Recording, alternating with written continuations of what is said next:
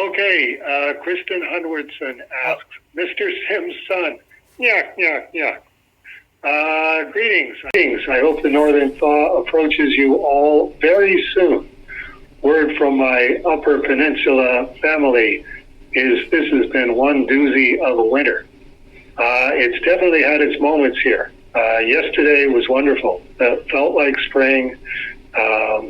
Ice was sliding off of the off-White House roof and smashing on the driveway.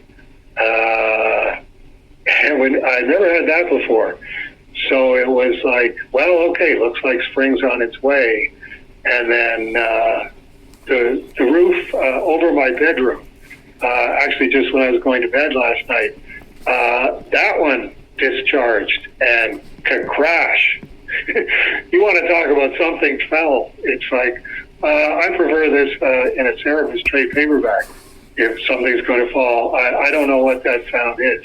Okay, by this time I knew what it was. Okay, it's another giant mass of ice has slid off of the roof. And then today the temperature plummeted so dramatically that all of the ice fragments and it really looks like somebody took like a giant ice roof, which they did, and smashed it into pieces that are maybe a foot across. And they melted enough last night and then froze overnight, so they're impossible to get off of the walkway that goes out to Camp David. And I don't know how long that's going to last. So it's been an interesting winter. Question number one. As always, I am continually fascinated with the subject of comic book print runs. Can certain Cerebus issues print run numbers be found within their inside front covers? I believe that I had heard that somewhere, but after searching through multiple issues, I did not find this information. Yes, actually, it's on the inside front cover in the black box next to the note from the publisher, and then later the note from the president. And it's under the Cerebus logo and the issue number and date, and Denny Lubert, publisher, and Karen McKeel, assistant. And then right under that it says circulation. And the circulation, the number next to that is how many copies of that issue that there are. And I went and checked that, and it started issue 46, January 1983, with the circulation number 16,500, and it continues through to issue 124, where the circulation was 24,500.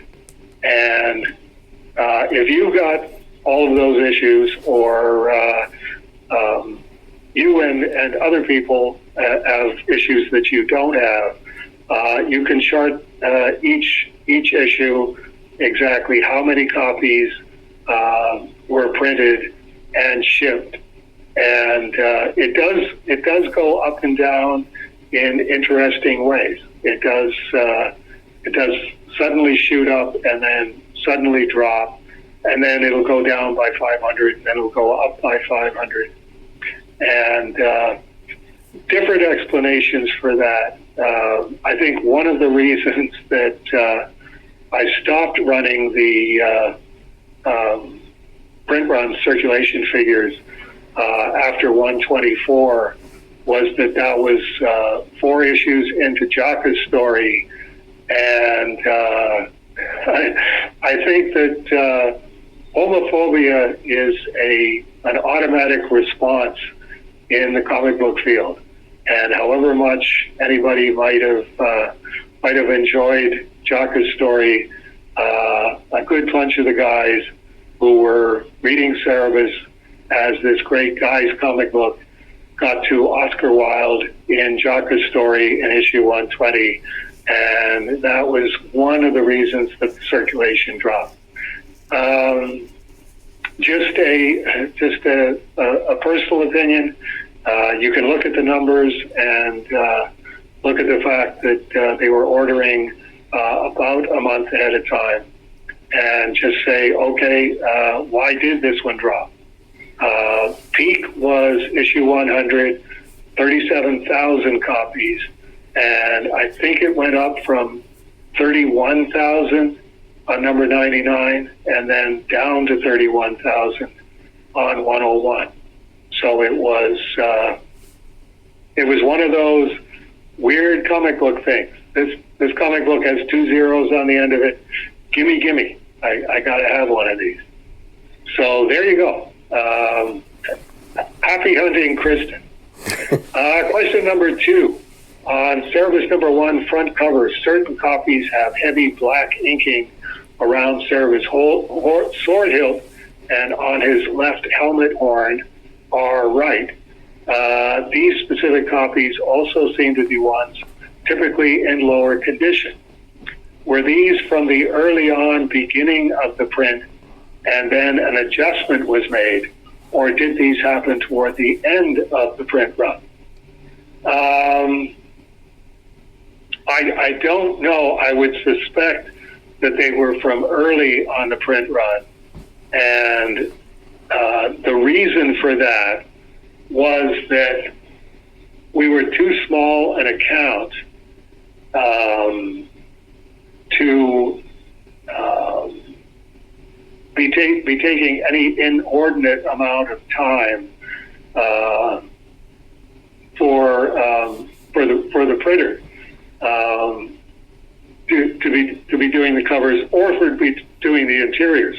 We were a little bit luckier on the interiors, but the same thing happened at Printing Print and Litho, where people would say, I'm not happy with the print job that you did on my comic book. And it's like, well, you're only paying us for 1,200 of them. That only gets you so much babysitting. Cerebus, was selling 20,000, 16,000. That gives you a lot of time to get the press up to speed and reproducing perfectly, and then you can just throw away a bunch of it. But if you're only selling 2,000 copies, you're not going to print 8,000 copies trying to get it perfect. So I would imagine that they were early in the print run, but it is possible that a glitch arrived, and by the time Jeff Moyer looked at it and said, "Oh, okay, I should have fixed that," it was too late. The 2,000 covers were already done. Also, of the 2,000 copies, what do you believe to be the ratio between good sharp cover and heavy ink cover? Half and half? Thank you for humoring this slightly manic, obsessed fan. Kristen, slightly manic, obsessed fans are my livelihood at this point. So no need to thank me for that, and no need to apologize.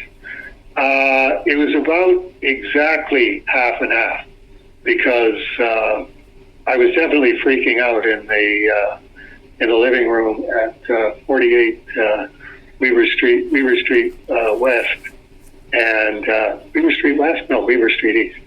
And when I was looking at them going, this is unacceptable, this is unacceptable, this is unacceptable, and then finally had to sit down and go through them copy by copy, going, okay, these I can accept, these you're just going to have to reprint them, because that's an unacceptable blobbing that's taking place on these.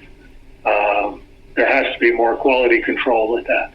I would have had a real argument on my hands in that, because I'm not sure if Jeff would have said it, but the answer would have been, you're only paying me, a total of like $500 for the whole job, and that only gets you so much babysitting of what it's going to look like. That was at the point when I did hear from Phil Suling at Seagate Distributors saying that he got the photocopies of Cerebus number 1 that I had sent him, asking if Seagate wanted to buy some, and he said, "I'll take 1,000."